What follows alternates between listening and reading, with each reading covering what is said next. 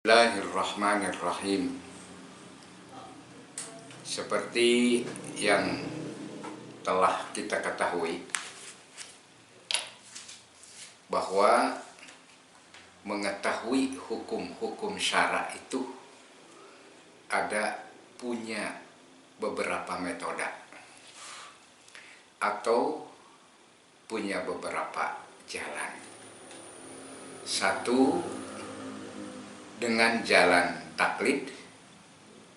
Dua, dengan jalan ittiba.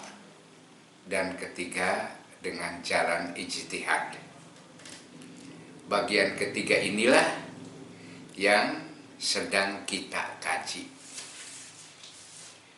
Ijtihad, sasaran dan bidikannya adalah menentukan hukum yang telah ada tapi belum ditentukan, seperti pada contoh-contoh yang telah kita ketahui, yaitu contoh masalah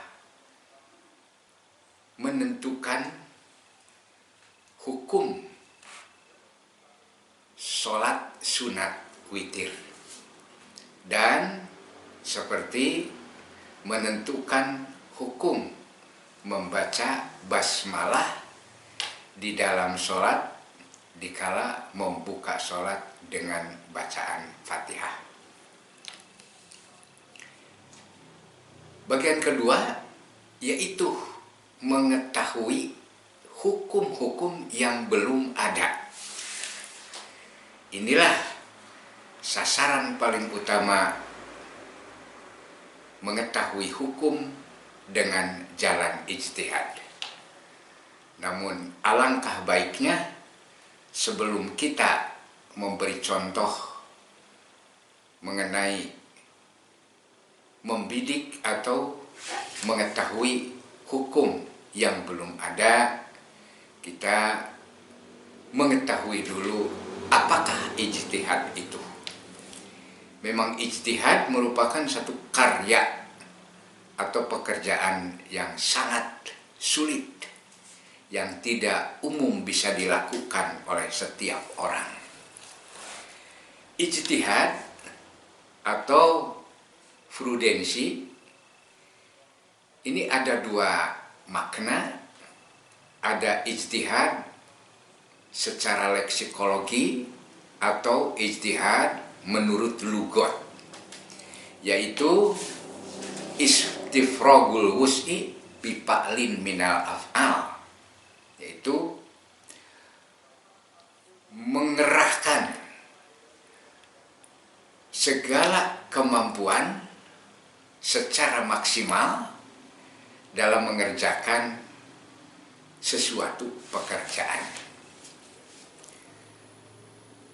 Ijtihad secara terminolog atau takrif ijtihad menurut para ulama usul adalah badlul mujtahid wus'ahu fi talabil ilmi bil ahkami syar'iyyah bitariqil istinbat. Artinya pengerahan segala kemampuan seorang mujtahid di dalam mencari pengetahuan atau dugaan keras terhadap adanya hukum-hukum syar'i dengan jalan istinbat. Kalau kita teliti dan memperhatikan takrif ijtihad tadi, maka takrif ini dilihat dari segi kalimat jenis dan pasalnya. Ini memberi 4 pengertian. Satu, yang disebut ijtihad itu harus betul-betul serius dalam mengerahkan segala potensi yang ada, mengerahkan segala kemampuan berpikir yang ada, potensi keilmuan yang ada secara maksimal. Jadi tidak dikerjakan secara asal-asalan, tapi harus betul-betul serius dan maksimal sampai batas perasaan tidak bisa meneruskan lagi menambah dari kemampuan itu. 2. Pengertian dari takrib ijtihad tadi adalah sebagai pelaksananya yang mengerjakan ijtihad itu harus betul-betul mujtahid. Karena ijtihad tidak bisa diterima kecuali dari ahlinya dan kecuali dari orang yang berprofesi dalam bidang ijtihad. 3. Pengertian dari takrib ijtihad di atas adalah seorang mujtahid harus betul-betul punya tujuan hanya untuk mengenal hukum-hukum syar'i yang bersifat amali, tidak menyinggung-nyinggung masalah hukum-hukum lugawi, hukum-hukum akli, dan hukum-hukum isi. Itulah menurut takrib ijtihad. Dan keempat, disyaratkan lagi di dalam mengenal hukum-hukum syara itu harus dengan jalan istinbat dalam memperoleh hukum-hukum syara dan mengistifadahnya dari dalil-dalilnya dengan pemikiran dan pembahasan pengupasan dalam masalah-masalah adilah itu. Dengan demikian maka tidak disebut ijtihad atau mujtahid atau hukum hasil ijtihad apabila mengetahui hukum-hukum syara itu hanya dihasilkan dengan hafalan atau meminta fatwa atau dari membaca buku, kitab-kitab dan lain sebagainya. Itulah makna dari takrib ijtihad di atas.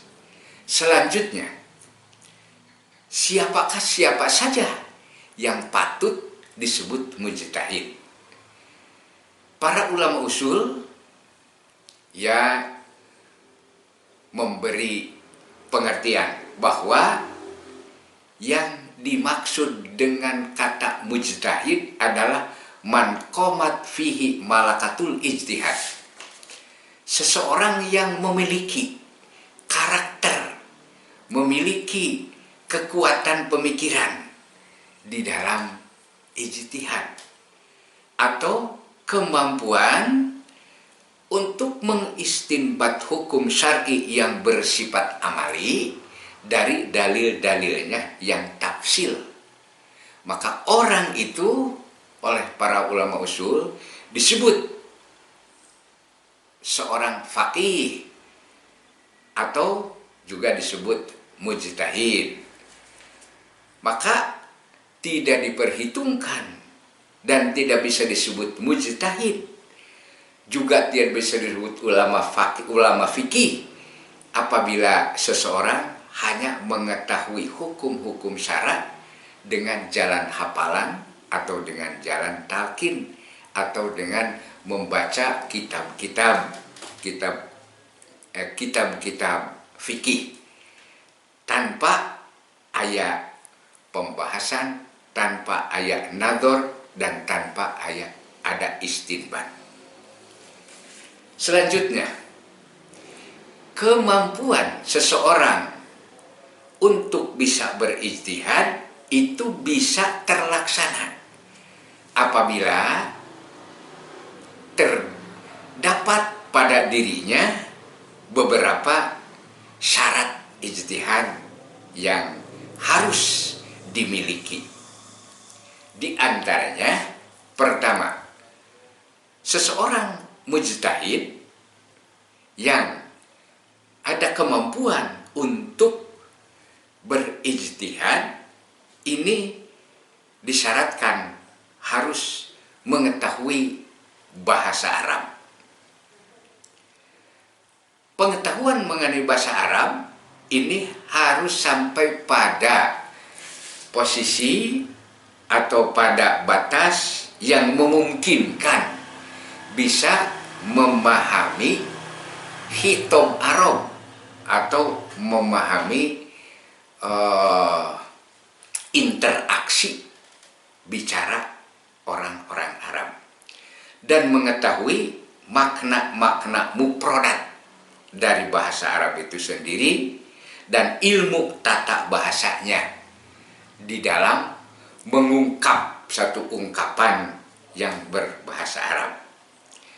Hal ini mengetahui bahasa Arab bisa dicapai dengan mengkaji, belajar ilmu lugat Arab dari mulai ilmu nahu, sorob, bilagah, ilmu adab, ilmu ma'ani, dan ilmu bayan. Perlu kita ketahui mengapa mengetahui bahasa Arab itu merupakan sesuatu yang sangat urgen bagi seseorang calon mujtahid atau bagi mujtahid. Ini sangat bisa masuk akal karena nas-nas syariah ini datang dengan memakai bahasa Arab yang tidak mungkin bisa dipahami dan bisa diistifadah hukum-hukum dari nas-nas syariah itu kecuali dengan mengetahui bahasa Arab secara fasih dan baik. Apalagi nas-nas Alkitab dan As-Sunnah ini sangat penuh dengan bilagah, penuh dengan fasohah, bahkan penuh dengan muatan filsafat yang tak mungkin bisa dipahami secara benar apabila tidak dengan mengetahui lugat atau bahasa Arab secara baik dan menguasai ilmu tata bahasanya dan rahasia-rahasia bilagah dan bayannya. Tapi tidak disyaratkan bagi mujtahid untuk mengetahui lugat secara meliputi berbagai imam-imam yang termasyhur. Tapi bagi mujtahid cukup mengetahui sekedar mana yang mesti bisa memahami nas-nas syar'i dalam pemahaman yang mulus. 2. Disyaratkan seorang mujtahid ini mengetahui Alkitab atau Al-Quran. Karena Al-Quran adalah aslul usul wa marja'u kulli dalil. Artinya sumber dari berbagai sumber dan pengembalian seluruh yang disebut dalil. Maka tidak boleh tidak bagi mujtahid mengetahui ayat-ayat Al-Quran secara ma'rifah ijmaliyah, mengetahui ayat-ayat hukum dan mengetahui ayat-ayat tafsir yang berhubungan dengan masalah hukum. Karena dari ayat-ayat inilah hukum-hukum syar'i nanti bisa diistinbat. Nah, itulah bahkan ada sebahagian ulama yang memperkirakan, bahkan membatas, bahkan menghitung bahwa ayat-ayat Al-Quran dari jumlah 6.666 ayat itu hanya 500 ayat yang berhubungan dengan masalah hukum. Tapi menurut kaul yang hak, sesungguhnya ayat-ayat hukum itu tidak bisa dibatasi dengan 500 ayat. Karena mungkin saja dengan adanya penalaran yang begitu mendalam atau nadrud daki dan ta'amul berpikir yang luwes dan idrok atau konsep-konsep yang begitu bagus bisa mengistinbat hukum dari ayat-ayat itu. Sehingga walau dari ayat-ayat yang menyangkut kisos, yang menyangkut masalah kosos atau kisah-kisah, dan dari ayat-ayat yang memuat, yang menceritakan berbagai perumpamaan. Dan dalam sikap apapun, maka tidak mesti bagi mujtahid untuk menghafal ayat-ayat hukum, atau tidak mesti harus hafal ada ayat-ayat yang menyangkut hukum. Bahkan cukup mengetahui tempatnya, seperti suratnya, ayatnya, agar dia bisa mudah kembali rujuk dalam mengistinbat hukum pada ayat-ayat yang telah diketahui. Dalam masalah ini banyak ulama yang sangat mementingkan, sehingga menghimpun ayat-ayat yang menyangkut hukum dan mensyarahi ayat-ayat itu, mengomentari ayat-ayat itu, dan menjelaskan ayat-ayat yang menunjukkan pada hukum-hukum. Bahkan para ulama banyak yang mengarang kitab dalam masalah ini, atau masalah mencatat ayat-ayat hukum. Di antaranya seperti kitab Ahkamul Quran karangan Abu Bakar Ahmad bin Ali Ar-Razi, yang populer disebut Imam Al-Jassos, yang ia wafat tahun 370 Hijriah. Dan seperti kitab Ahkamul Quran karangan Abu Bakar Ibnul Arabi, yang wafat tahun 543. Itulah orang-orang atau ulama-ulama yang sangat pelik untuk memudahkan bagi mujtahid di zaman sekarang untuk melihat mana ayat-ayat yang menunjukkan pada hukum. Seperti sebagian ulama-ulama tafsir Al-Quran, mereka sangat mementingkan menafsirkan ayat-ayat hukum untuk membantu pada siapa saja yang ingin mengistinbat hukum dari ayat-ayat itu. Nah, di sanalah ada beberapa tafsir yang memuat ayat-ayat hukum, diantaranya tafsir Al-Qurtubi, tafsir Al-Jami' ila Ahkamil Quran karangan At-Tabrasi. Itu adalah para ulama yang sangat memperhatikan atas kebutuhan para mujtahid. Selanjutnya, masih termasuk syarat bagi mujtahid sebagai cabang dari harusnya mengetahui Alkitab. Mujtahid itu harus tahu mana ayat-ayat nasih, mana ayat-ayat mansuh. Nah, inilah sesuatu yang harus diketahui oleh para mujtahid.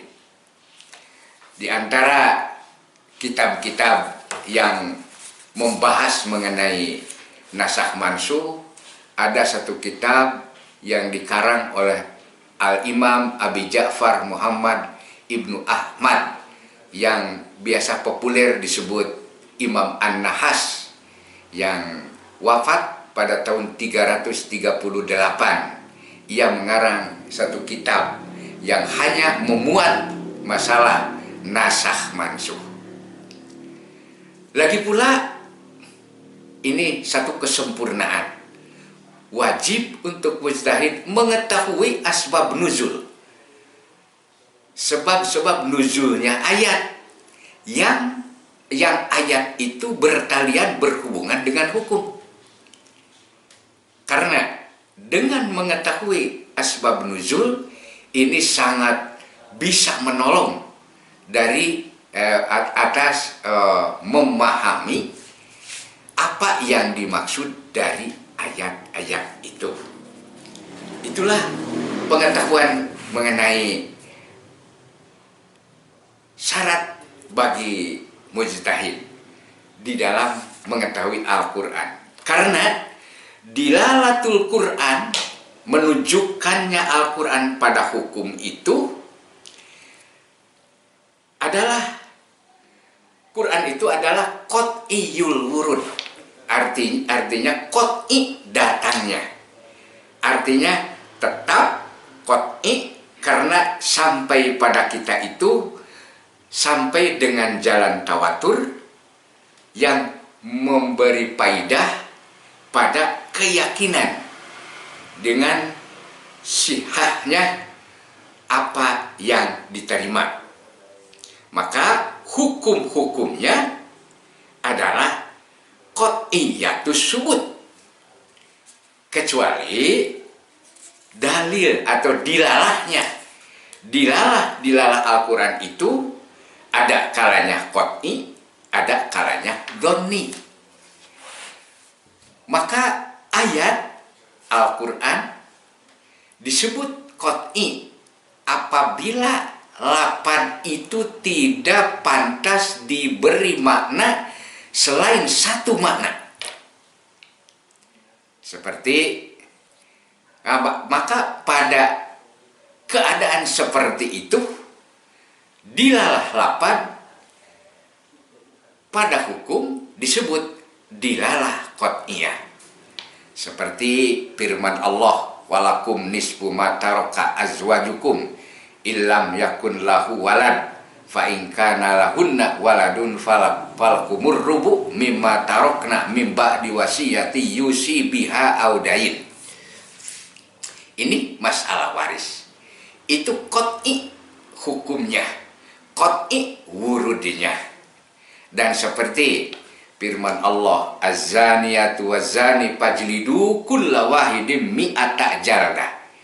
Maka kalimat mi'ata jaldah tidak bisa punya makna lain kecuali 100 jilidan. Maka nisfu dan rubu dan mi'ah itu di dalam ayat-ayat tadi itu semuanya qot'iyud dilalah. Tidak pantas untuk diberi makna lain kecuali makna itu. Dan ada kalanya ayat itu dilalahnya dhonni. Nah, apabila lapan pantas diberi makna lebih dari satu, maka dilalah lapan itu terhadap hukumnya itu disebut dilalah dhonniyah. Seperti wal mutallaqatu yatarabbasna bi anfusihinna salasata quru. Ayat ini qot'iyatul wurud, qot'i datangnya. Tapi dilalahnya ini tidak qot'i, bahkan dhonni. Karena lapan qur'u ini pantas untuk diberi makna athar, tuhur, suci, dan pantas untuk diberi makna haid. Nah inilah dilalatul Quran pada makna.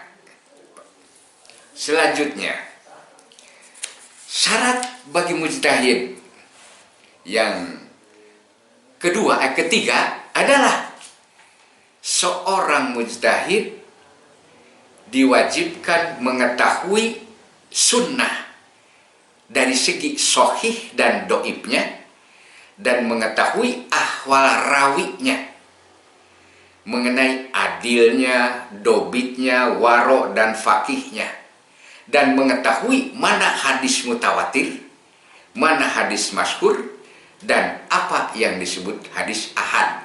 Itu harus dimiliki oleh para mujtahid. Dan juga bukan hanya mengetahui sahih dan doibnya, bagi mujtahid disyaratkan bisa memahami makna-makna hadis dan sebab-sebab wurudnya, dan bisa mengetahui derajat-derajat hadis dalam sahih dan kuwahnya, dan mengetahui kaidah-kaidah bagaimana mentarjih kalau ada hadis yang bertentangan, juga mengenai nasakh dan mansuknya. Tapi tidak disyaratkan mujtahid untuk mengetahui seluruh hadis, bahkan cukup mengetahui hadis-hadis yang ada kaitannya dengan hukum. Selanjutnya, tidak disyaratkan dalam mengetahui hadis-hadis ini seorang mujtahid harus hafal di luar kepala. Bahkan cukup dia mempunyai kitab-kitab sunnah yang sahih dan tahu tempat mana, di bab mana hadis-hadis itu yang menunjukkan hukum yang sedang dicari. Itulah di antaranya syarat-syarat bagi mujtahid. Selanjutnya, ada juga ulama yang sangat mementingkan. Di antaranya, para ulama punya kebijaksanaan menghimpun hadis-hadis hukum dan mengarang kitab-kitab yang berkaitan dengan hadis-hadis hukum, sehingga disusun secara rapi menurut bab-bab fikih. Mana hadis yang menyangkut masalah toharoh selanjutnya dirasuk dijadikan satu kitab. Banyak seperti kita tahu ada kitab fiqhus sunnah, ada kitab lain yang isinya adalah hadis-hadis yang menyangkut hukum. Syarat keempat untuk mujtahid adalah harus mengetahui usul fikih. Nah, inilah yang sangat penting. Ilmu usul fikih merupakan satu hal yang sangat urgen bagi setiap mujtahid dan setiap faqih atau ulama fikih, seperti telah kita ketahui dalam episode pembukaan atau pendahuluan. Karena dengan ilmu usul fikih, mujtahid akan bisa tahu, bisa mengenal dalil-dalil syara dan menertibkannya di dalam mengembalikan segala masalah pada dalil-dalil itu, dan akan mengetahui jalan-jalan istinbat hukum dari dalil-dalil tersebut. Nah, dengan menggunakan kaidah-kaidah usul fikih, dan harus mengetahui jalan-jalan menunjukkannya lapan pada maknanya dan kekuatan dilalahnya. Itulah kita telah ketahui sedikit, telah diterangkan dalam pembukaan dulu. Nah, inilah nanti yang akan kita pelajari benar-benar adalah masalah usul fikih. Para ulama telah mengarang kitab-kitab yang di dalamnya membahas mengenai usul fikih, dari mulai dirintis oleh Imam Asy-Syafi'i dalam kitab Ar-Risalah sampai kitab terakhir yaitu karangan Imam Asy-Syatibi Al-Muwafaqat. Itu penuh dengan ilmu-ilmu usul fikih. Kelima, syarat untuk mujtahid adalah al-ma'rifah bimawadhi'il ijma', mengetahui tempat-tempat terjadinya ijma'. Karena dengan mengetahui tempat-tempat terjadinya ijma, nanti hasil ijtihadnya tidak akan bertentangan. Karena hasil ijtihad bertentangan dengan ijma, maka hasil ijtihad tidak berlaku. Yang berlaku adalah masalah hasil ijma. 6. Syarat untuk mujtahid adalah harus mengetahui maqasidus syariat, harus mengetahui maksud-maksud disyariatkannya hukum-hukum agama, dan harus mengetahui ilat-ilat hukum, dan harus mengetahui masolihul ibad, sehingga bisa memungkinkan mengistinbat hukum dari hal-hal yang tidak dinas di dalam syariat, seperti mengistinbat hukum dengan jalan kias, seperti nanti akan kita beri contoh, dan berdasarkan bahwa maslahatul ibad, adatun nas, itu adalah sesuatu tujuan disyariatkannya hukum. Lalu nomor 7, syarat bagi mujtahid adalah harus punya istiqdadul fitri, artinya satu kesiapan yang merupakan satu karakter. Jadi walau orang umpamanya punya syarat-syarat yang tadi, yang sampai 6, tapi dia tidak punya karakter, tidak punya sifat pembawaan untuk bisa berpikir secara panjang, itu tidak dianggap mujtahid yang benar. Nah, di sini bahwa ini merupakan satu syarat yang sangat urgen lagi, walau memang syarat ini tidak dinas oleh para ulama usul secara jelas, yaitu adanya seorang mujtahid itu harus punya istiqdadul fitri, artinya satu karakter, satu sifat pembawaan untuk bisa berpikir. Itulah, sekian dulu. Wassalamualaikum warahmatullahi